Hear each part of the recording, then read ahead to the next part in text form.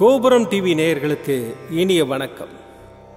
இன்று பிறந்தநாள் காணும் மற்றும் மணநாள் காணும் அத்துணை சகோதர சகோதரிகளுக்கும் எங்களது இனிய வாழ்த்துக்கள். பாபாவின் ஆசிகளோடு பல்லாண்டு காலம் நீங்கள் எல்லா வளங்களும் செல்வங்களும் பெற்று நலமுடன் வாழ வாழ்த்துகிறோம். பாபா அழைக்கிறார். அவரின் பொன்மொழிகளை கேட்பதற்காக, நம் பிரச்சனைகளை தீர்த்து வைக்கும் அற்புதமான கூட்டு பிரார்த்தனை செய்வதற்காக, மேலும் மனம் ஒருநிலைப்படவும் மனம் அமைதி பெறவும் அற்புதமான தியானம் செய்யவும் பாபா அழைக்கிறார்.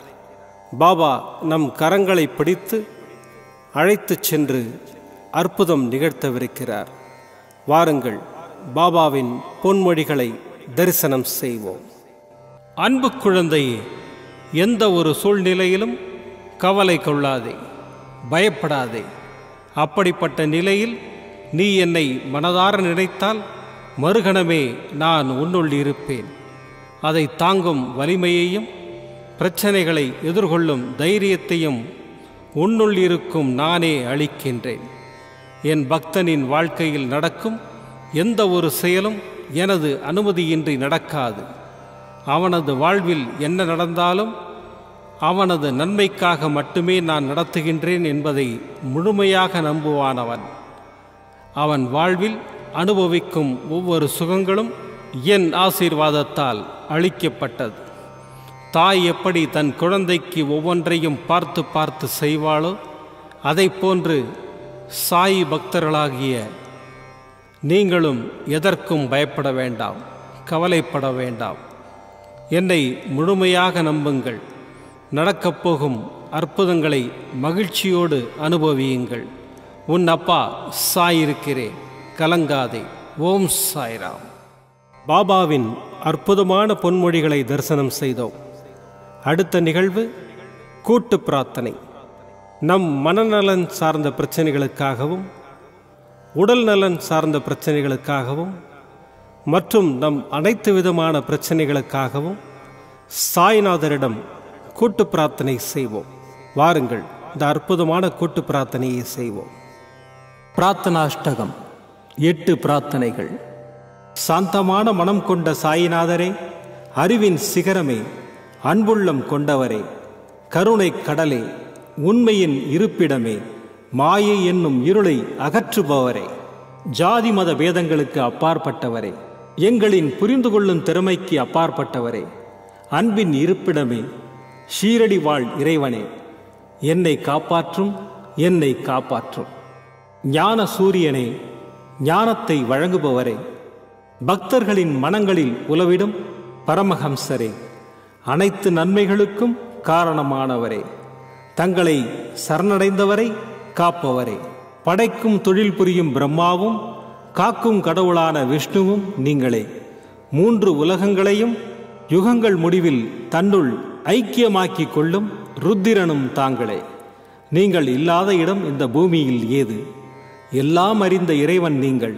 எங்கள் எல்லோரின் இதயங்களிலும் வசிப்பவரும் நீங்களே. எனது எல்லா குற்றங்களையும் மன்னிக்க வேண்டும் என்று வேண்டி கேட்டுக்கொள்ளுகின்றேன். அலை அலையாய் தொடர்ந்து வரும் சந்தேகங்களையும் மனமயக்கங்களையும் போக்குவீராக. நீங்கள் கோமாதா, நான் பிறந்த இளங்கன்று. நீங்கள் சந்திரன், நான் சந்திரகாந்த கல். தங்கள் பாதங்கள் கங்கை நதி. பணிவுடன் இந்த தாசன் உங்கள் பாதங்களில் தலை வணங்குகிறேன். உங்கள் கைகளை என் தலைமீது வைத்து ஆசை கூறுங்கள். என் கவலைகளும் துன்பங்களும் பறந்தோடட்டும். இந்த கணு தங்களின் தாசன்.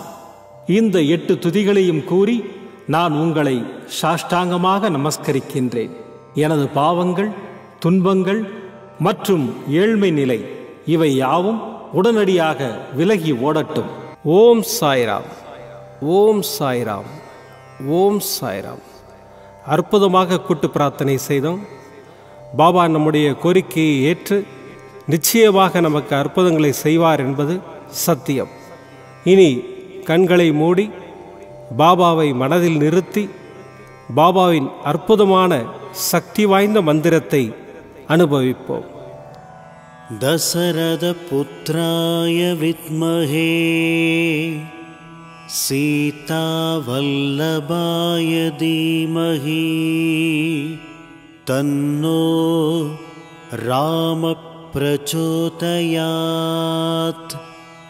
दशरथपुत्राय विद्महे सीतावल्लभाय धीमहि तन्नो रामः प्रचोदयात्। दशरथपुत्राय विद्महे सीतावल्लभाय धीमहि तन्नो रामः प्रचोदयात्। दशरथपुत्राय विद्महे सीतावल्लभाय धीमहि तन्नो रामः प्रचोदयात्।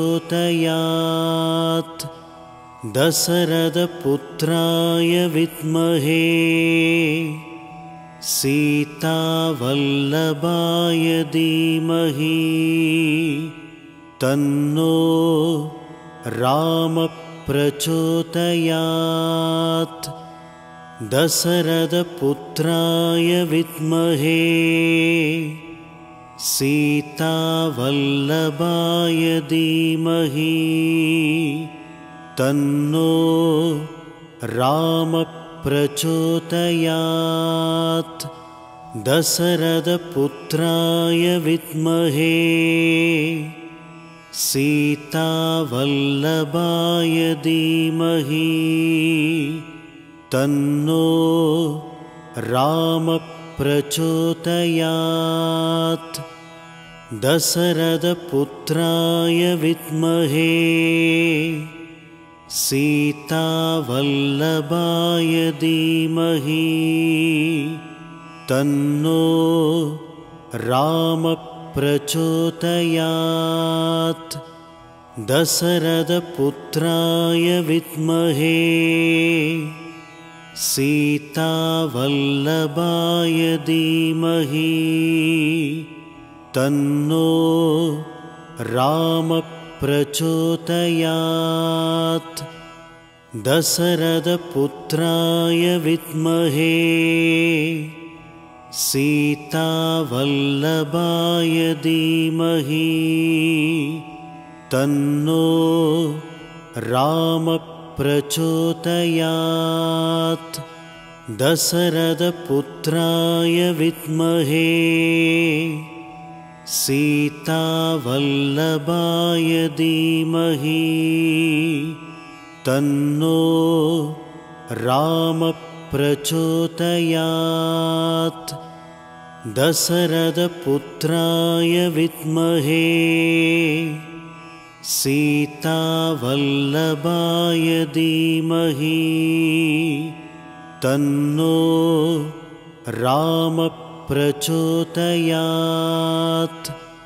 दशरथपुत्राय विद्महे सीतावल्लभाय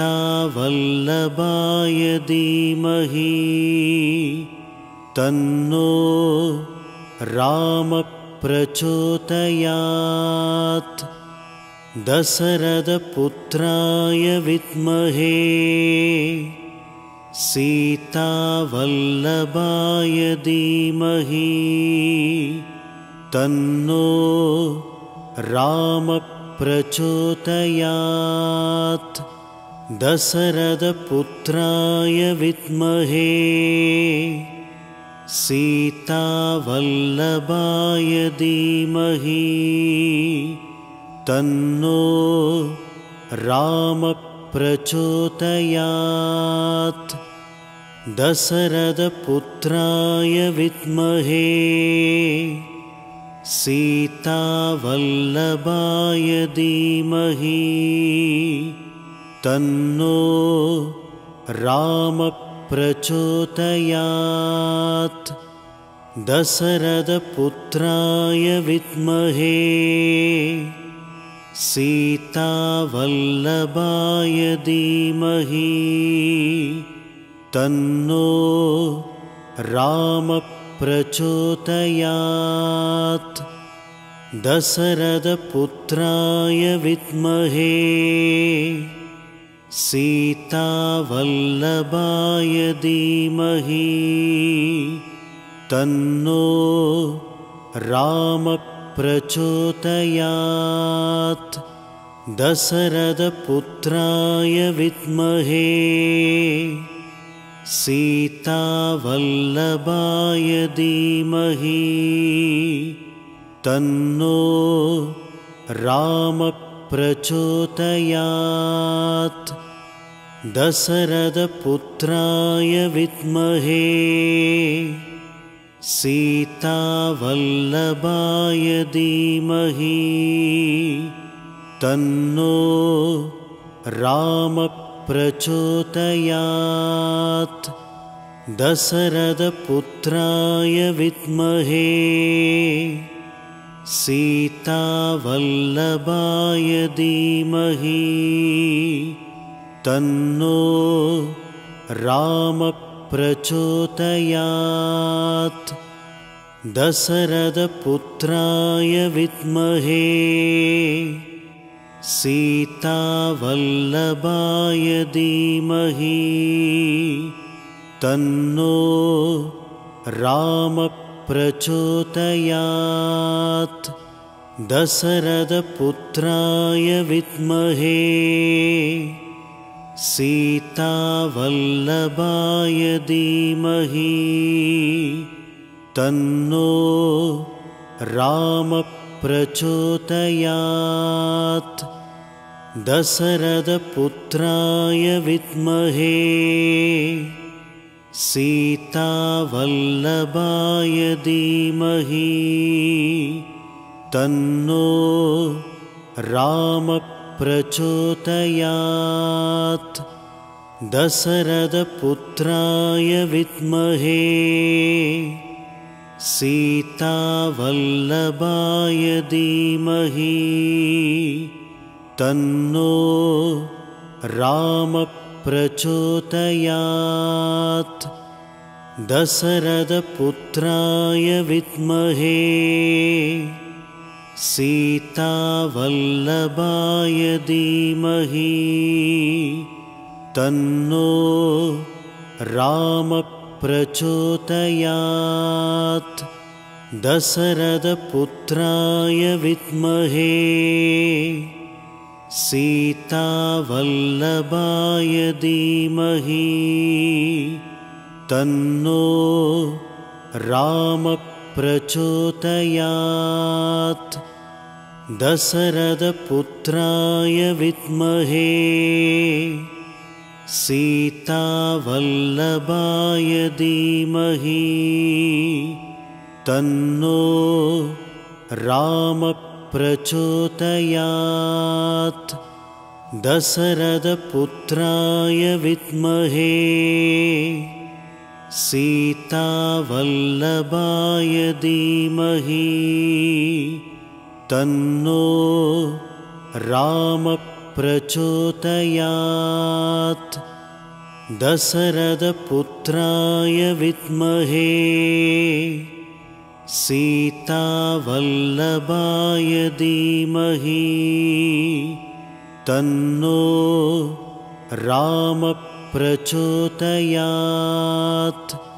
दशरथपुत्राय विद्महे सीतावल्लभाय धीमहि तन्नो रामः प्रचोदयात्। दशरथपुत्राय विद्महे सीतावल्लभाय धीमहि तन्नो रामः प्रचोदयात्। दशरथपुत्राय विद्महे सीतावल्लभाय धीमहि तन्नो रामः प्रचोदयात् दशरथपुत्राय विद्महे सीतावल्लभाय धीमहि तन्नो राम प्रचोदयात्. மீண்டும் நாளை காலை இந்த அற்புதமான பாபா அழைக்கிறார் நிகழ்ச்சியில் சந்திப்போம். நன்றி, வணக்கம்.